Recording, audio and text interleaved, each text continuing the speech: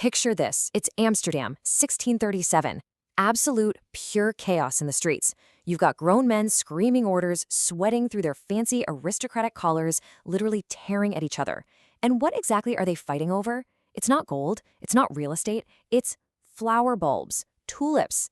I mean, the insanity reached such a fever pitch that someone actually handed over the deed to an entire massive estate just to get their hands on one single tulip bulb. This isn't some crazy science fiction plot. It's the ruthless reality of a financial battlefield where extreme fear and extreme greed just violently collide.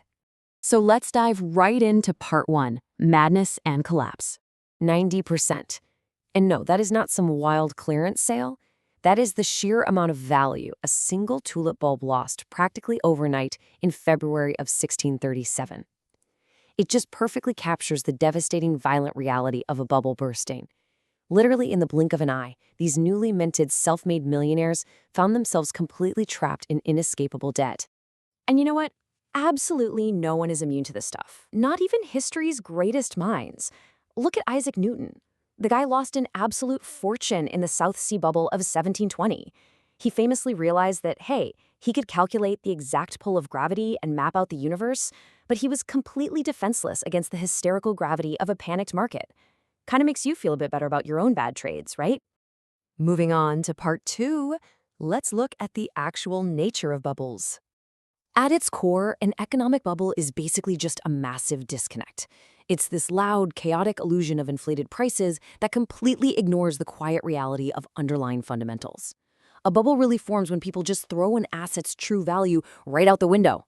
They start buying it up purely on this wild, totally unfounded belief that the price is just going to keep skyrocketing forever.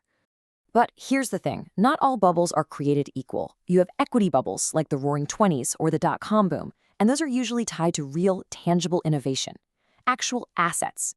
But then you have debt bubbles. Those are built on invisible credit and just reckless, frivolous lending. Think the 2008 subprime mortgage crisis.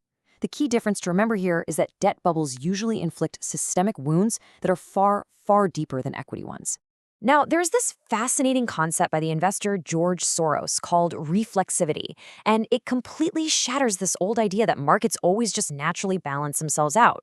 What it means is that as an asset's price goes up, it artificially makes the underlying fundamentals look way better than they actually are.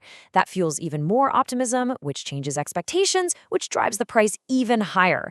It's a super dangerous, self-fulfilling feedback loop. All right, on to part 3, the 5 stages of a bubble.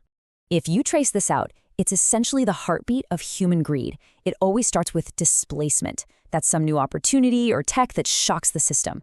Then comes the boom. Prices start climbing. Your neighbor gets rich, your friends start bragging about their flashy new cars, and that line just rockets upward, taking us straight into the absolute most unrealistic phase of the entire market.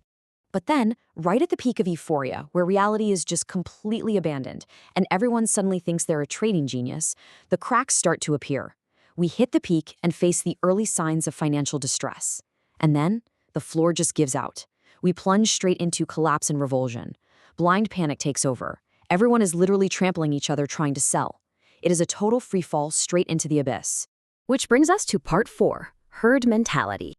Look, behavioral finance pretty much proves that we are far from rational creatures. We get way too overconfident that we can perfectly time the market. We blindly follow the herd, buying in just because everyone else is doing it. We look at a chart going up and we extrapolate, innocently assuming, hey, it's going to rise forever. And we're constantly driven by this illusion of control, totally convinced that we're somehow safe right in the middle of a completely unpredictable storm. And all of this mental gymnastics fuels something called the greater fool theory. You know the asset isn't worth that much. You know it's wildly overvalued, but you buy it anyway. Why? Because you're betting that there is a greater fool out there who's going to be willing to buy it from you at an even more absurd price later. Intrinsic value completely vanishes, and all that's left is a hunt for the biggest sucker. Now, throw social media into that mix. Online forums, financial influencers, they act like absolute rocket fuel for this herd behavior. They weaponize FOMO, the fear of missing out. Because when you're scrolling and you see news of an asset multiplying 10 times in value, spreading at the speed of light, the urge to jump in becomes pretty much irresistible. Nobody wants to be the only one left behind, right? Okay, part 5. Let's look at some historical crashes. Because while the assets change, the cycle really doesn't. From those 1637 tulips to the 1720 private company shares of the South Sea Bubble. Fast forward to the 1929 stock market crash that kicked off the Great Depression, right through to the dot-com and housing bubbles of the 2000s. Whether it's tech, real estate, or commodities, this boom and bust motif of wealth destruction is basically eternal.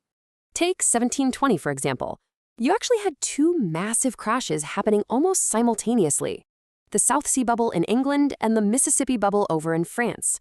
And both of these absolute disasters were fueled by state intervention, trade monopolies, and just the reckless printing of fiat money. When you combine state power with unhinged greed, the resulting bubble literally threatens the survival of entire nations. Or let's look at the 90s dot-com bubble. We always tend to blame the internet for that one, but the real drivers were actually quiet regulatory shifts behind the scenes. Things like the repeal of banking barriers, such as the Glass-Steagall Act, tax breaks that encouraged massive debt, and laws that made it way harder to sue fraudulent companies. It was honestly like secretly pouring gallons of gasoline on an open fire of irrational market exuberance. Which brings us to part 6, the next game. So how do you actually survive this? You have to watch for the red flags. We're talking insanely high price-to-earnings ratios, everyone maxing out their margin debt and leverage just to gamble, pundits going on TV and claiming that the old rules don't apply anymore, saying, no, this time is different. Add an overwhelming, nonstop media hype and, well, you've got a bubble. But by the time the broader public admits these signs are real, it is almost always too late. So as you're sitting there watching the green and red numbers dance across your screen today, looking at the latest sky-high tech trends and skyrocketing assets, you'll really have to ask yourself, are these valuations actually based on solid ground? Or are we just dealing the cards for a brand new game of the greater fool?